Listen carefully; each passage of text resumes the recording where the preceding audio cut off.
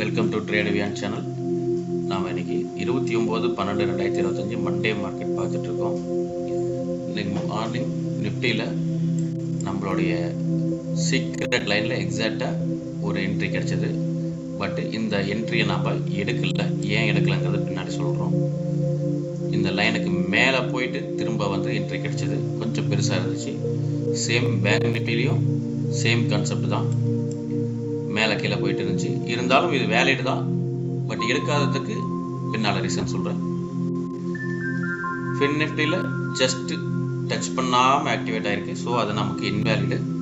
Mid கேப்லேயும் இவ்வளோ பெரிய distance நமக்கு டச் ஆகலை. சீக்ரெட் லைனில் டச் ஆகினா மட்டும் அதை நம்ம வேலிடாக எடுத்துக்குவோம்.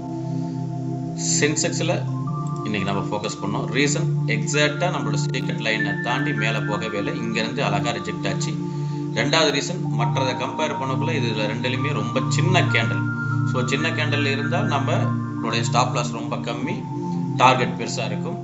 இந்த ரீசனுக்காக Nifty and bank Nifty avoid பண்ணிவிட்டு நம்ம சென்செக்ஸில் என்ட்ரி எடுத்தோம். நம்மளுடைய ஸ்டாப் லாஸ் பாயிண்ட் என்ட்ரியிலேருந்து பார்த்தீங்கன்னா ஒரு 80 பாயிண்ட் வந்துச்சு. பட் டார்கெட் நம்ம ஸ்டாப் லாஸ் ட்ரையலிங் பண்ணிக்கிட்டே போனோம், எங்கேயுமே டார்கெட் ஃபிக்ஸ் பண்ணல. இன்னைக்கு ஈவினிங் வரைக்குமே நமக்கு ஸ்டாப் லாஸ் ட்ரையலிங்லேயே போயிட்டு இருந்துச்சு. ஆல்மோஸ்ட் 450 பாயிண்ட் நமக்கு கேப்சர் ஆச்சு. இது வரைக்கும் நமக்கு எக்ஸிட் கொடுக்கல, இருந்தாலும் நம்ம டே எண்டில் நம்ம எக்ஸிட் பண்ணிட்டோம். இந்த மாதிரி எந்த இடத்துல எப்படி என்ட்ரி எடுக்கணும், சீக்ரெட் லைனை எப்படி நம்ம ஐடென்டிஃபை பண்ணணும்னு தெரிஞ்சு நீங்கள் என்ட்ரி எடுக்கணும்னு நினச்சிங்கன்னா நம்மளை கான்டாக்ட் பண்ணுங்கள். கான்டாக்ட் நம்பர் இங்கே இருக்குது, ஸ்க்ரீனில் தெரியுற நம்பர் கான்டாக்ட் பண்ணுங்கள்.